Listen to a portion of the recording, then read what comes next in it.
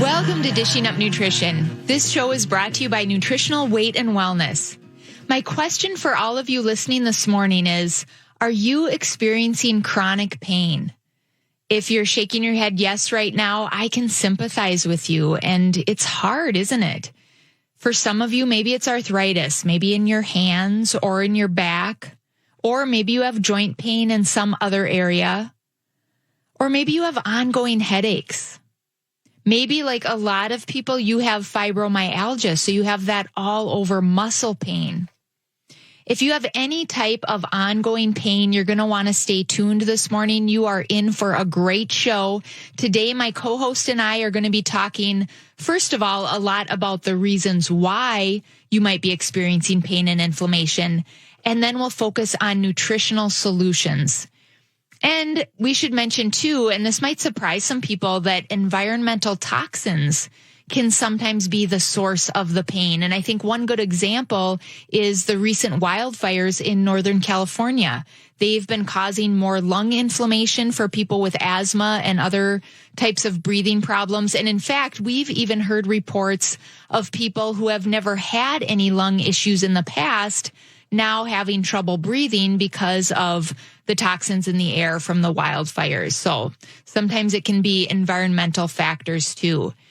And as registered dietitians at Nutritional Weight and Wellness, we are well aware that there are a lot of people in this country dealing with pain and inflammation on an ongoing basis. But I also think that a lot of those people aren't even aware that their food choices could be the cause for that pain and that inflammation. It's true that what we eat and what we don't eat can really affect our pain level. Yes, Cassie, that's so true. Knowing this is the critical first step. The foods you eat can either increase your pain level or decrease your pain level. Before I started working at Nutritional Weight and Wellness, even as a dietitian, I did not realize what I ate affected pain level. We weren't taught that in college to connect those dots. I think back to my schooling, and I'm sure you went through many of the same types of classes.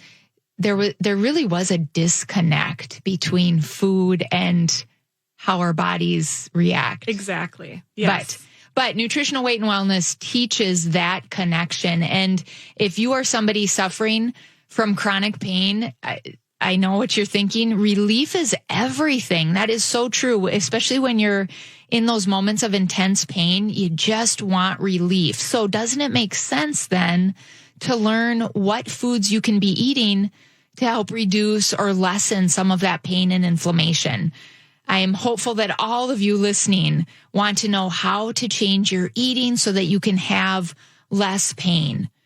So for everybody out there listening that has that chronic pain and inflammation, again, today's going to be a great show because we're going to focus all on what foods increase pain and what foods decrease that pain and inflammation.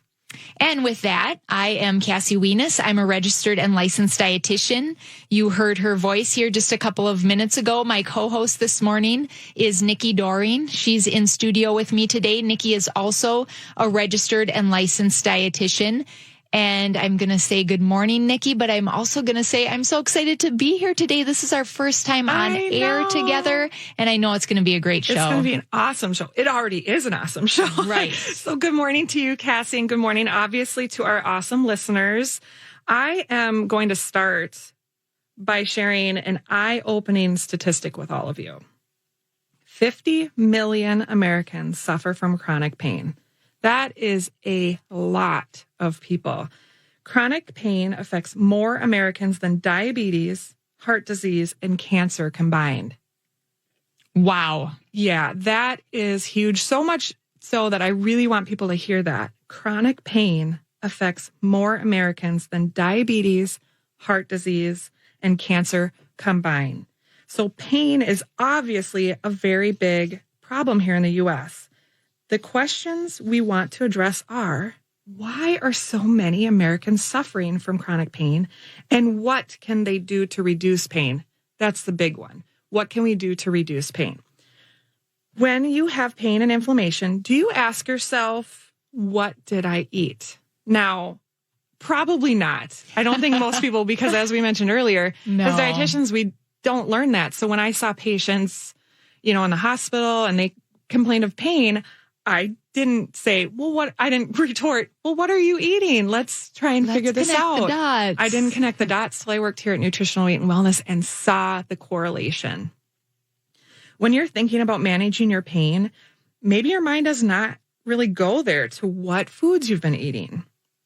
Perhaps your thoughts, perhaps you think, my mother had arthritis or my grandfather, so I'm destined to have it. Also, I am one of those people. I had knee pain, chronic knee pain from a very young age. And I just was told, everyone in our family has bad knees. And so I just thought, that's my future. Well, when I started eating better, that pain went away. Isn't it amazing, the power of food? Yeah. So maybe you're thinking too, I'll just use medication or ibuprofen to manage my pain.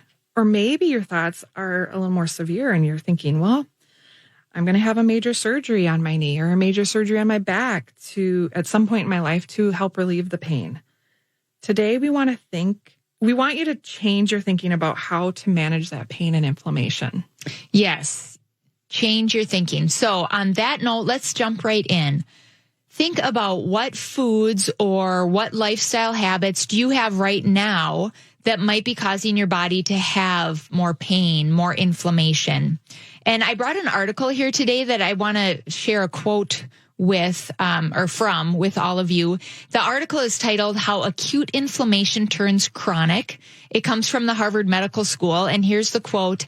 It says, unhealthful lifestyle choices can cause ongoing inflammation. It goes on to say smoking, failing to exercise regularly, eating a diet high in refined carbohydrates, all of these can contribute to chronic inflammation. End of quote. And to add to that, ongoing inflammation increases the risk of many diseases, including heart disease, stroke, diabetes, cancer, and COPD. And for those that don't know what COPD is, it's chronic obstructive pulmonary disease.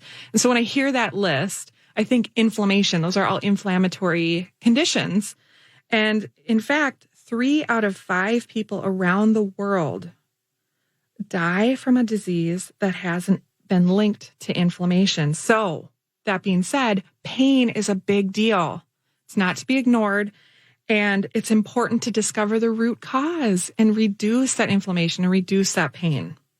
Especially, I want to repeat that. 3 out of every 5 people die from a disease that's been linked to inflammation. And here we are telling you, wow, your food choices matter. We could really tamp down or maybe even get rid of that inflammation. I mean, I'm a numbers nerd. I've said it before on the radio. That's 60%. You're a cool numbers nerd, though. I'm also a nutrition nerd. But that's 60%, I think, if I'm doing my numbers right. I mean, that's a big number. That's a chunk. Mm-hmm. That's a big number, yeah. So really ask yourself, is chronic inflammation causing you to have anxiety? Or maybe chronic inflammation is causing your fatigue or your depression. Or are you one of the many that has ongoing constipation or diarrhea or maybe even heartburn? Do you have chronic headaches? Do you have brain fog? These are all symptoms that can be a result of inflammation in your body or in your brain. So sometimes inflammation shows up in ways that we don't always think of as inflammatory, but at the core, it is inflammation that's creating all of these health problems that I just mentioned. Yeah, I mean, I can relate to that. Having inflammation not in pain, and come up in different areas. And so inflammation, you can't just think knee pain. It can be, headaches are obviously painful, but like you mentioned in that list. Depression, fatigue, brain fog. Yeah. Skin conditions, rashes, things like that. At the core of most all health problems is inflammation. Well, we will talk more about this on the other side of this break. You're listening to Dishing Up Nutrition. If you're just tuning in, this show is brought to you by Nutritional Weight and Wellness. Today, Nikki and I are talking all about the role that different food choices can can have on chronic pain. And we're going to pinpoint some of those villains when we come back from this commercial. But first, I want to leave you with some research. Research estimates, Nikki said this already, but I want to repeat it. Research estimates that 50 million adults in the United States are dealing with chronic pain. And in a new study just published this year, researchers found that the prevalence of chronic pain is increasing for all demographics of United States adults. As registered dietitians, Nikki and I have both seen it in clinical practice. When you get out the sugar, when you get out the processed carbohydrates, you can really help to reduce the inflammation and reduce the chronic pain. And we'll be talking more about that on the other side of this commercial. We'll be right back. Welcome back to Dishing Up Nutrition. There was some good news from the FDA this week. With a sweeping recommendation, the Food and Drug Administration urged manufacturers and restaurants to reduce salt in their products by 12%. They want the salt cut in potato chips, deli meats, bakery goods, pizza, chicken nuggets, and the list goes on and on. So it sounds like processed food to me. However, the best news is that as Dishing Up Nutrition listeners, you've learned not to eat these processed foods, especially on a regular basis. And instead, you've learned to continue to eat your grass-fed meats, your garden fresh vegetables, your which are cooked in butter. So we will remain ahead of the game because we know these processed foods were never really healthy for us. No.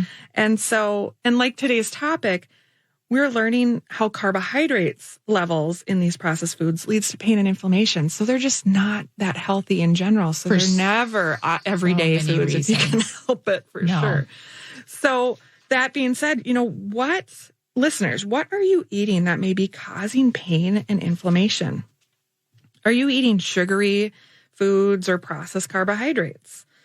Let's hope the FDA kind of battles that, sugar reduction in some of these foods as well. That might be helpful too, Nikki, right? You're dreaming, but that would be great. I think we got to, there's so much money involved that we really have to make our own informed choices and real food. Get in the kitchen a little bit more. About. Yes.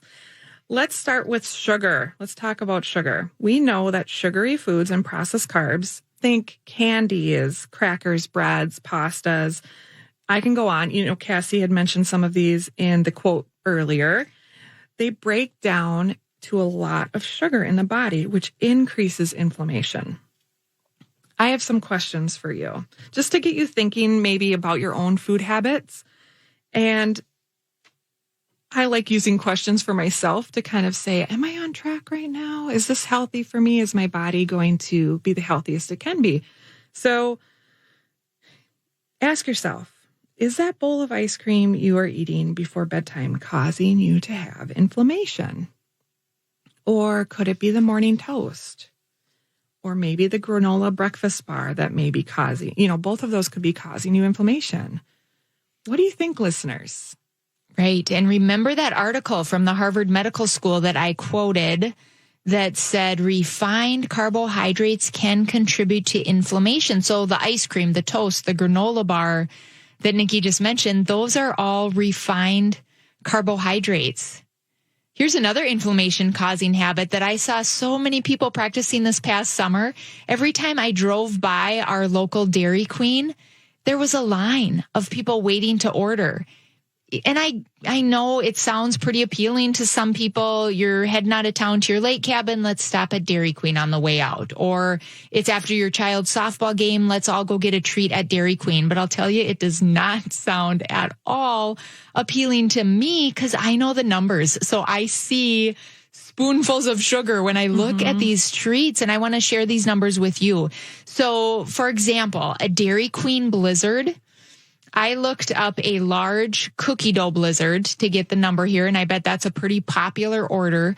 A large cookie dough blizzard breaks down into more than 48 teaspoons of sugar in your body.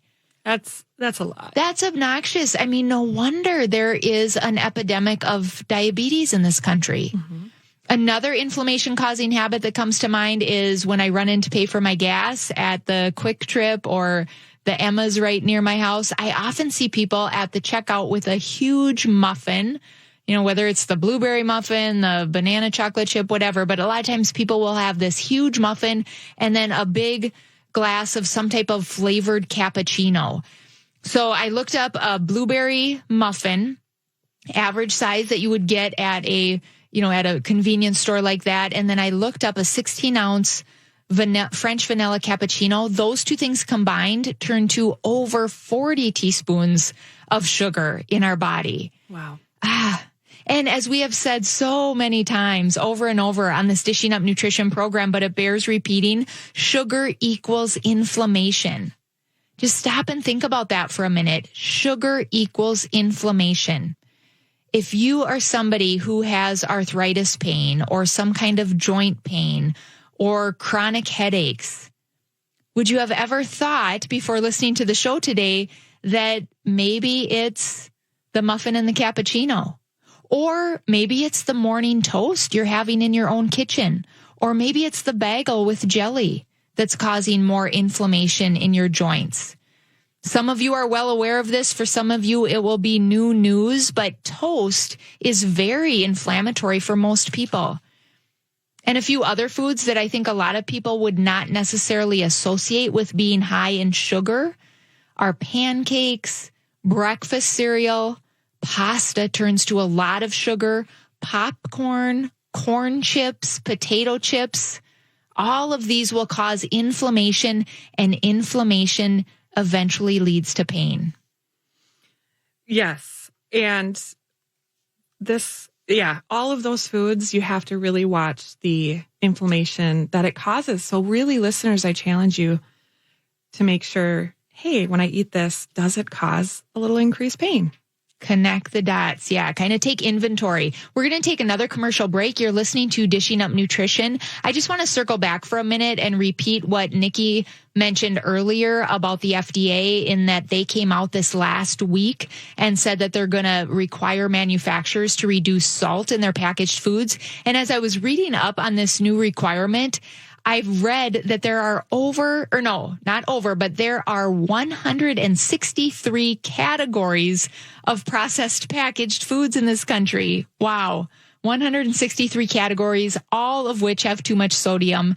So the FDA is requiring manufacturers to reduce that salt by 12%, which means cutting out a teaspoon of salt a day. That's significant. It is, so certainly if you are somebody that eats a lot of processed foods, by reducing the salt content of those processed packaged foods, it could help to prevent high blood pressure. Maybe it can help with cardiovascular disease, kidney problems, severe COVID-19 symptoms. But again, we just tell our clients, eliminate those processed packaged foods, or at least greatly limit them in your diet, and instead get in the kitchen at least a little bit and cook delicious, healthy meals at home. And then that extra salt consumption isn't even a worry. And if you want a lot of delicious, healthy recipes that you can make in your own kitchen, just go to weightandwellness.com, click on recipes, and we'll be back after this break. Welcome back to Dishing Up Nutrition. We're having such a wonderful fall season. I think we're really lucky right now. So I'm going to believe that our holiday season is going to be just as beautiful. Power of positive thinking. Exactly. And it gets me thinking, some people, we start celebrating these holidays with cookies, chocolates, bars throughout the holidays, and I think, what do we like to do here at Nutritional Weight and Wellness and in our homes? We like to celebrate with home cooked meals and some healthy treats out of our Weight and Wellness cookbook, which is an amazing cookbook. To be quite honest, most of us need a support plan to stay on our healthy eating plan during the holiday season. So are you one of those people? Do you need support? If so, please join others who are also looking for that extra help and sign up for the Nutrition for Weight Loss virtual class that starts November 2nd. That's coming up pretty quick and meets every Tuesday evening from 6:30 to 7:30 p.m. And it's for 12 weeks. Like so many of our former class participants, you're going to say, that was the best decision I made for my health.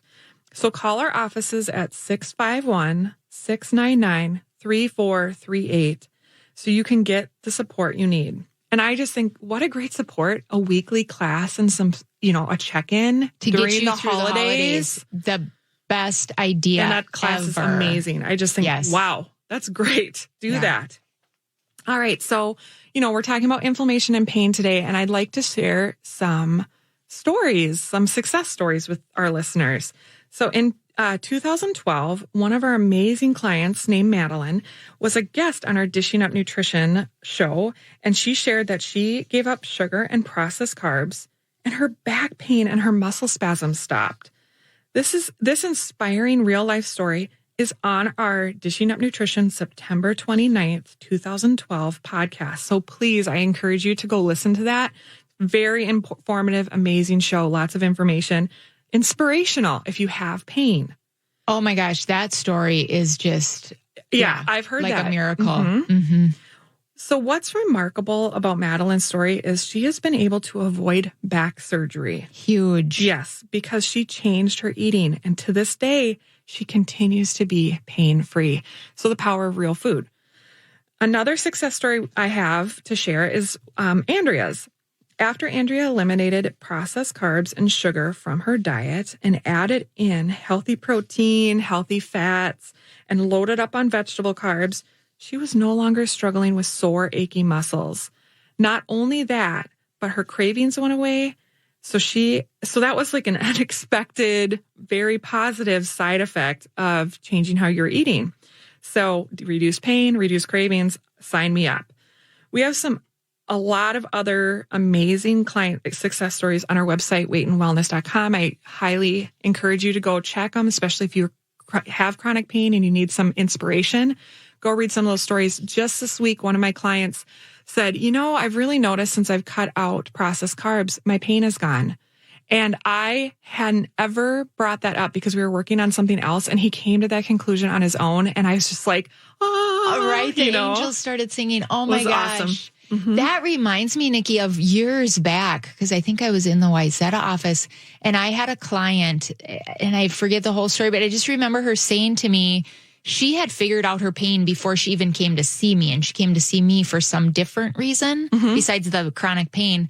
But she had given up gluten, and then her achy joints went away. And I remember asking her, because this was before we found out we had to go gluten-free in our family. But I said, was that really hard? Because I couldn't imagine at that time. And she said, no, because now whenever I look at bread or bagels, I see pain. Wow. And I thought, wow, that's a great way to twist it, Yep. right? Mm-hmm. Yeah. Okay, so all the listeners by this point are well aware that sugar, processed carbs can increase inflammation in your body. So the next question to ask yourself is, are you ready to cut back or maybe eliminate altogether those foods from your diet, the sugar and the processed carbs that are causing the pain? I know for some people that is a whole lot easier said than done. But before the hour's over, Nikki and I will be sharing some meal and recipe ideas that hopefully will help to get you started eating in a way that's not only delicious, but that will help you to start and ease that inflammation. So Cassie, what is another food that people really love that unfortunately breaks down into a whole lot of sugar? I'm going to let you say that one. I hate to be the bearer of bad news, but it is pizza. Yes. It's hard to believe, but pizza actually contains a lot of sugar and man-made damaged fats. So you get the double whammy. Double whammy. And and people say sugar, it's not sugary when I eat it. Well, they actually add sugar to the sauces and to the crust. So there is, and sometimes the meats too. Not to mention all the white flour in the crust turns to sugar. Yep. So you have that double whammy. So how many carbs and sugar are in pizza? 2 slices of pizza has at least 45 grams of carbs, or when we're looking at those spoonfuls of sugar, 11 teaspoons of sugar, and it's all processed. And most of us, let's be real, don't stop at 2 slices when we do pizza. No. So you're probably getting even more than those 11 spoonfuls of sugar. So, well, that really is a great lead into this article I came across in preparing for today's show. The title of the article is Pizza Sales Skyrocketing During COVID-19 Pandemic. And here's what this article states. It says, the love for pizza has gone through the roof during the pandemic, whether it's getting them delivered, grabbing one from the freezer section, or grabbing a slice to go, sales have skyrocketed. And that's the end of the quote from that article. And, we could probably spend a chunk of time talking about why. Why did the pizza sales go through the roof? Maybe it's because restaurants shut down for a period of time, and so people started doing takeout instead. Maybe it's because the extra stress that the pandemic brought on made people turn towards comfort foods, and for some people that was pizza. I don't know. I think the reasons behind it can maybe vary, but the point is a lot of pizza has been consumed during the pandemic. So ask yourself, have your aches and pains increased during this COVID-19 pandemic? And if so, is it the pizza? Is it pizza? Pizza is a hard one for people to give up. I think that's one that I hear a lot with clients. And I think for myself too, being a former pizza, probably Friday night ritual person. So if you have a Friday night ritual of pizza, having pizza with you or your family, how do you break that habit? Think of it this way. So we have to just change that mindset. If I eat pizza, my back is going to hurt. My knees are going to hurt. If I eat pizza, I might get a headache and feel really bloated. So how are you going to break that habit? If you experience pain, headaches, or bloating when you eat pizza, is it worth continuing that Friday night pizza ritual? As a dietitian, I want to offer some healthy pizza recipe alternatives because some of you are going, but that's my family night. That's like our thing. So we have a couple of pizza recipes on our website that provide some flavor of pizza without all the processed carbs and sugar. One recipe is called the meat and veggie sheet pan pizza. And another one that's a great one on their website is pizza pocket muffins. And I'm glad you mentioned both of those because those are two of my family's favorite dinners. And I'll say, too, what's really great about the sheet pan pizza recipe is that if you have a child that's maybe still a little on the picky side, you can swap out veggies in that recipe. I believe it calls for cauliflower for one of the vegetables, for example. You can put something else in, broccoli or whatever else you like in there instead of the cauliflower, and it's still going to turn out great. You really can't go wrong with that recipe. I just love it, as well as the pizza pocket muffin recipe. And I know there's also another pizza variation in our weight and wellness cookbook called the deep dish pizza pie. I always think I'm going to make that one. I just haven't gotten around to it yet, but I know a lot of people have told me that that's their favorite pizza recipe. So you have options, and they all taste great. Yeah, my clients that have done that recipe really love it. Any of these recipes would be a great substitute as a healthier pizza option. And for you pizza lovers, I know you don't want to feel deprived when you're giving up one of your favorite foods. So try one of these recipes. Just, there's no harm in trying. And I really want to encourage you to try it with your family. You'd be surprised. They may love it too, because it's not the crust that makes us love pizza. It's the flavor. And these alternative recipes have the pizza flavor. And it's just, give it a try. Yes, I agree with you. Because I will tell you, my kids, you would think as a nutritionist, a nutritional weight and wellness or registered dietitian, my kids must eat just so very healthy. It has been a journey, but you just got to keep trying and you'd be surprised at what the kids might gobble up. So let's talk a little bit here about what else might cause inflammation, because certainly sugar, processed carbs, the pizza, the muffins, those are culprits, but there's other things too. And another category that can cause a lot of inflammation in our body is the refined processed oils and hydrogenated oils. These are real troublemakers. Yes. And they're hiding in so many things in our food supply here in this country. So things like coffee creamers, the margarine spreads, most of the mayonnaises on the market, most of the bottled salad dressings, they all contain these highly refined oils that can cause inflammation and pain in our body. So are you eating any of these things? Maybe you're getting that coffee creamer after church service. Maybe you don't have it in your house, but is it served at church? And so you're stirring it in your coffee. Maybe it's Sunday afternoons or Sunday evening when those aches and pains really rear their head. So again, start to make the connections and read ingredient lists. You want to avoid eating products with corn oil, soybean oil, cottonseed oil, and canola oil. especially if you already have pain in your body. And it's not just us at Nutritional Weight and Wellness saying this. I want to give you a quote from Robert Crayon, who is a nutritionist who's written a lot of great books. In his book called Nutrition Made Simple, Robert Crayon states, margarine, vegetable shortenings, and all hydrogenated oils promote inflammation. And we, Nikki's given me the sign, have to go to another commercial. You are listening to Dishing Up Nutrition, but before we break, I just want to say today, and I mean really every Saturday, we have about 40 minutes of show time once you subtract out the commercials to deliver our real food message, which today is all about how eating the right foods can help reduce pain and inflammation. 40 minutes is really only enough time to sort of get the tip of the iceberg. There's so much information on this topic. So to keep you moving in the right direction, I'd like to suggest that you look into our online class called Eating to Reduce Pain and Inflammation. It's only $25, and you'll get even more suggestions on how you can lessen that inflammation and lessen your pain levels. You can sign up for this online class and take it at your leisure at a time that works for you from the comfort of your own home by going to our website at weightandwellness.com, or you can call us at 651-699-3438, and the front desk staff will help you get started. Stay tuned. We'll be right back. Welcome back to Dishing Up Nutrition. As we mentioned earlier, 50 million adults are suffering with chronic pain.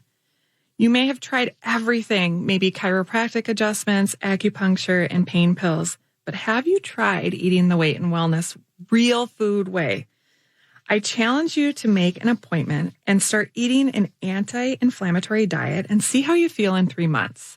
Set up 3 appointments, and let's see if you are experiencing less pain and inflammation after those 3 appointments. Get a hold of your pain and try a new treatment called Real Food. Call 651-699-3438 to set up appointments at the times that work best for you.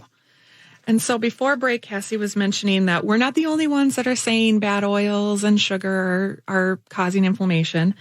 Robert Crayon said, said promoting inflammation, the things that promote inflammation, are those man-made fats. So like Cassie said, the refined oils, soybean, corn, canola, vegetable oils. However, let's flip it and say there's right kinds of fats that decrease inflammation. Butter's anti-inflammatory. Heavy whipping cream. By the way, butter's my favorite. Heavy whipping cream is anti-inflammatory. Avocado oil is anti-inflammatory. Coconut oil is anti-inflammatory. You're getting the picture, right? So there's a lot that are really healthy for you and anti-inflammatory. Olive oil is very anti-inflammatory. So stock your cupboards with these anti-inflammatory oils.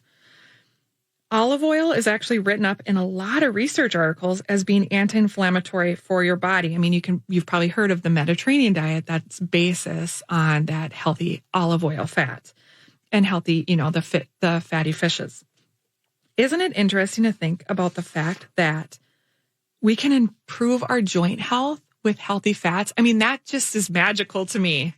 That's less so pain. delicious to less me. pain, eat fat. Okay. I'm in. Sign me up. And it works. We both know from personal experience and from clinical experience, it works. And just listening to you here, Nikki, and you're focusing on olive oil, it reminds me, my chiropractor told me, it's probably been a couple of years ago now when he told me, but I still remember he got diagnosed a couple of years ago with ankylosing spondylitis. So if you're not familiar with that, short definition, it's an inflammatory type of arthritis that affects the spine.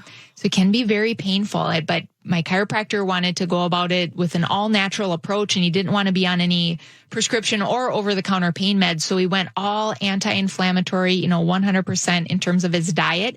And one of the many things that was part of that diet that he was telling me about is every morning when he gets up, he has a couple of spoonfuls of extra virgin olive oil, just by the spoonful, just to be sure that he gets it in, because we know from the research how anti-inflammatory that extra virgin olive oil is. So that's awesome. Yeah. And he is at this point, he's about 2 years in, he's controlling his pain. And from what I know, he doesn't have pain, through his diet. So pretty amazing. That's really amazing. So, on that note too, I should reiterate, I think you mentioned this earlier, Nikki, but I want to say it again, that if you are that mindset that thinks, oh, my mom has arthritis, so I'm just destined, or grandpa had arthritis, so that's going to be, my path. Not true. The good news is when you get control of what you eat through eating real food, it can reduce the pain, reduce the inflammation in your joints and in other parts of your body as well. And I am betting all of you listening, I know I do, want to be active well into your golden years. You want to continue to go for those walks, right? Or maybe some of you want to continue going for runs and lifting weights.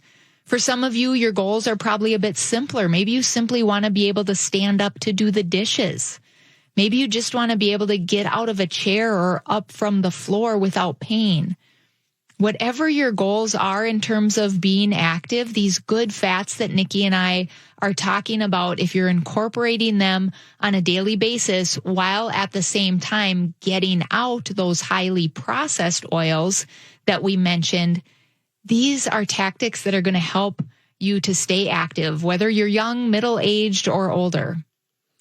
The first step for you is to remove those inflammatory foods that we mentioned: sugar, processed carbs, man-made fats. Get them out of your diet, and then start incorporating some of those anti-inflammatory foods into your eating plan. What are those anti-inflammatory foods, you're probably asking? Simply, they're the grass-fed meats, vegetables, and healthy fats. These are all anti-inflammatory. Think steak. Think a half a cup of sweet potato with some butter on it. My favorite. And then a whole pile of broccoli or asparagus with a little more butter on there, or olive oil, or however you want to do it, avocado oil, and boom, that's anti-inflammatory. You just named one of my many favorite meals. And I think it's Sunday night on my menus. We're having something very similar, but instead of steaks on the grill, we're having grass-fed burgers on the grill, because when I was menu planning, I was looking at the weather and wow, Sunday's going to be a great day for grilling. So really, the take-home message here is that food matters, and food can be so healing for us if we choose the right kind of food. All that said, I want to dig into fats a little more before we reach the end of the hour. And I just want to give you a little bit of biochemistry. If you don't like science, don't get scared, because I'm not going deep here at all. But I know some people like to get that biochemical connection. So when we think, why do we even need these healthy fats in our diet when it comes to pain and inflammation? Well, if we look at the biochemistry of it, if we were looking at the cells that make up our body, and keep in mind, we are made up of trillions of cells, whether it's heart cells, skin cells, lung cells. If we were to look at those cells under a microscope, you would see that every cell has this outer protective coating. That's called the cell membrane. That outer protective coating is made up in large part of the fats that we're choosing to eat day in and day out. So if we're choosing the healthy fats like the extra virgin olive oil and Nikki's favorite, the butter, then that outer protective membrane, that cell membrane, is going to be strong. It's going to be pliable. It's going to allow communication to take place between the cells as it should. On the other hand, if we're eating mostly the refined vegetable oils like the soybean oil and the corn oil, then that cell membrane, I always picture it as being kind of junky and crusty. It's not strong. The communication between cells is not happening as it should. And then over time, the inflammation sets in because of that unhealthy cell membrane, and the pain is soon to follow. At this point, you're probably thinking, wow, that's a lot of healthy fat, a lot of different options. I want to highlight one more that we haven't mentioned, and that important healthy fat is omega-3s. These are the fatty acids that are very anti-inflammatory and are critical to include in your diet and to help decrease inflammation and pain.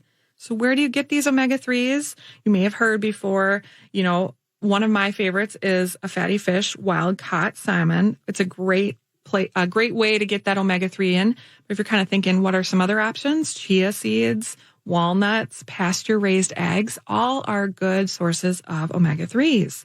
So how often are you actually eating fish like salmon, tuna, sardines in your diet? We have some really good recipes on our website, and one of them on weightandwellness.com, if you're wondering what our website is. One of them is called, that I really like, it's the Asian salmon salad recipe. And so that, I think, another amazing anti-inflammatory meal for anyone who suffers pain, from pain and inflammation. And I am a huge promoter of omega-3s. Because of my history with concussion, think brain inflammation, think, high cholesterol, that's heart inflammation. So omega-3s reduce that inflammation. Yes. And if you don't like fish or you're not getting it on a daily basis, really think about adding an omega-3 fish oil supplement, especially if you suffer from chronic pain or inflammation. And for those clients that do have chronic pain, we typically recommend that you take a supplement somewhere between 3,000 and 9,000 international units per day. Milligrams. Is it milligrams? Yeah. Okay. Milligram, 3,000 to 9,000. No, thank you. So NutriKey Omega-3 1000 is my favorite. We also have a good one called Extra Strength Omega-3. And our goal at Nutritional Weight and Wellness is to help each and every person experience better health through eating real food. Yes, it's a simple message, but it's a powerful message. Eating real food is life-changing. Thank you for joining us and have a great day. Thanks for listening to Dishing Up Nutrition. If you enjoy this podcast, please share your favorite episodes with a friend or leave a review on iTunes, Stitcher, or iHeartRadio. The content and opinions expressed are those of the hosts or presenters. They are not intended to diagnose, treat, cure, or prevent disease. Product statements have not been evaluated by the FDA.